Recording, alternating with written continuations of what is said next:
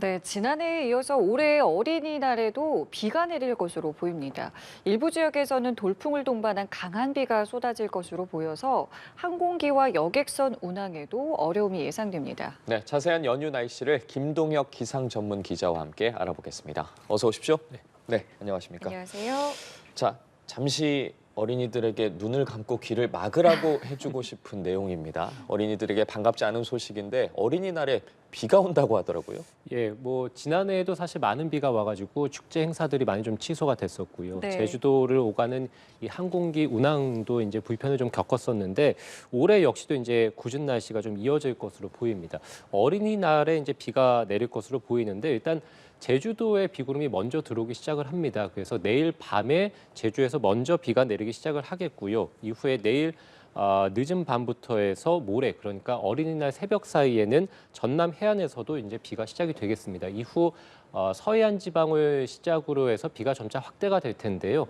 뭐 인천이라든지 이런 서해안 지방은 어린이날 낮 시간대부터 해서 점심시간 이후부터 비가 내리기 시작을 하겠고요. 이 밖에 충청, 호남 지방 그리고 오후 늦게, 그래서 오후 3시에서 6시 사이에는 이제 그 밖에 전국 대부분 지역에서도 비가 내리면서 어린이날에는 전국 대부분에서 일단 봄비가 내릴 것으로 예상이 되고 있습니다. 지금 보시는 이 예상 강수량 지도가 5일 어린이날에 내리는 강수량입니다. 굉장히 네. 많은 이 비가 내릴 것으로 예상이 되고요. 특히 제주라든지 남해안 지방, 지리산 부근, 그래서 지금 짙은 파란색으로 표시된 이 지역들 같은 경우는 시간당 20에서 30mm 굉장히 강한 비가 쏟아질 것으로 예상이 되고요. 지금 이 비가 다음 주 화요일 정도까지 이어질 것으로 예상이 돼서 네. 어린이날 연휴 내내 거의 비가 온다고 보시면 되겠고요. 따라서 어린이날에 일단 외출을 계획하신다면 주로 이제 비가 내리기 시작하는 낮 시간대보다는 오전 시간대나 또는 이른 낮 시간대, 점심시간 전후로 해서 외출을 계획하시는 게 좋을 것 같습니다. 예, 봄비치고는 이 정도면 또 상당히 강하고 많은 양인 거잖아요. 예, 그렇습니다. 우리가 이제 시간당 20에서 30mm 말씀을 드렸는데요. 네. 여름철에 보통 비가 강하게 내릴 때 집중호우라고 하는데 네네. 그 기준이 시간당 30mm 정도니까요. 지금 뭐 아직 봄철인데 여름철 마냥 호우가 쏟아지는 지역들이 있다. 특히 이제 그 지역들이 제주와 남해안, 지리산 부근이라고 보시면 되겠고요. 제주도 같은 경우는 150mm가 넘는 비가 일단 예보가 되고 있고요. 그 밖에 경남 서부 지역에서도 80mm 이상, 호남에서도 광주와 전남이 20에서 60mm, 뭐 지리산 같은 경우는 80mm 이상, 그리고 충남 서해안도 20에서 60, 수도권 20에서 60, 그리고 강원도도 10에서 40입니다. 다만 제가 지금 말씀드린 이 강수량은 5일 어린이날 하루 동안에 내리는 강수량이고요.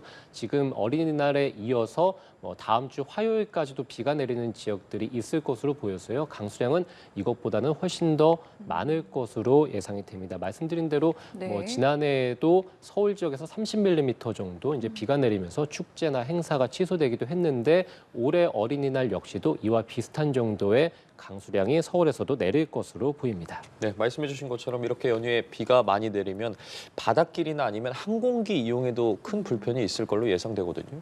예, 지금 뭐 계속해서 이제 온난한 날씨가 좀 지속이 됐죠. 예년보다 포근한 날씨가 지속이 되다가 이 서쪽에서 비구름들이 다가오니까 공기들이 서로 충돌을 하게 됩니다. 이렇게 되면 비구름이 강하게 발달하게 되고요.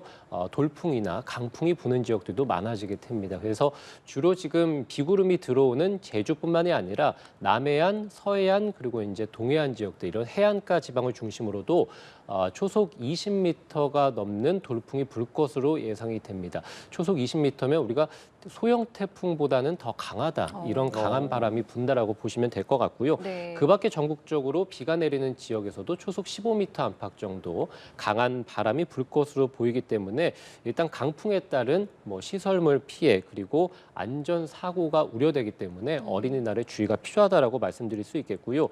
뭐 지난해에도 마찬가지였습니다만 이 비가 내리고 돌풍이 불게 되면 아무래도 여객선이라든지 항공기 운항에 불편이 있을 수밖에 없습니다. 예. 네. 그래서 항공기 결항 가능성이 높다고 보여지고요. 바닷길을 이용하는 분들도 불편이 예상되고 있습니다. 어린이날 연휴에 뭐 항공이라든지 여객길을 이용하시는 분들은 사전에 미리 운항 여부를 살펴보시는 게 좋을 것으로 보이고요.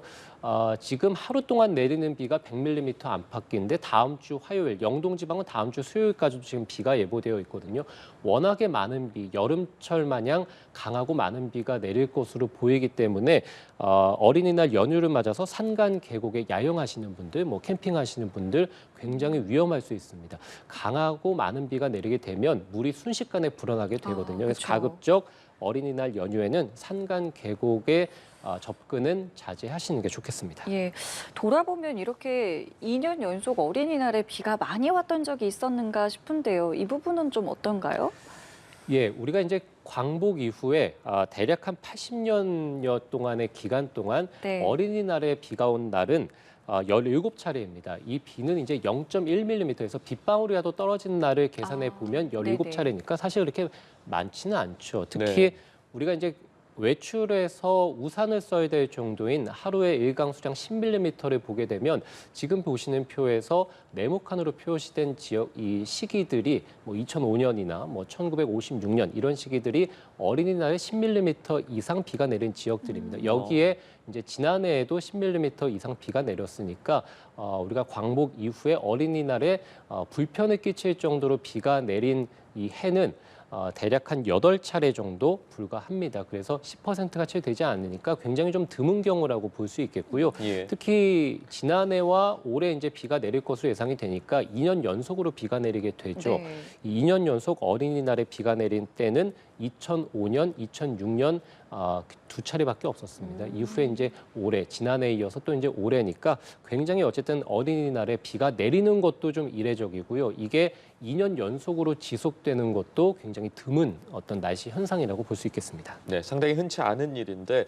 어린이날에는 좀 강하고 많은 비가 예고가 됐는데 오늘 내일은 또 초여름 날씨라고 하더라고요. 날씨 변덕이 정말 심한 것 같거든요. 예, 뭐 오늘 아침에는 좀 쌀쌀했습니다만 네네. 낮에 나가 보시면 낮 기온이 29도까지 오르거든요. 일부 남부 지방에서는 30도 가까이 오르는 지역들도 있을 것으로 보이기 때문에요. 예.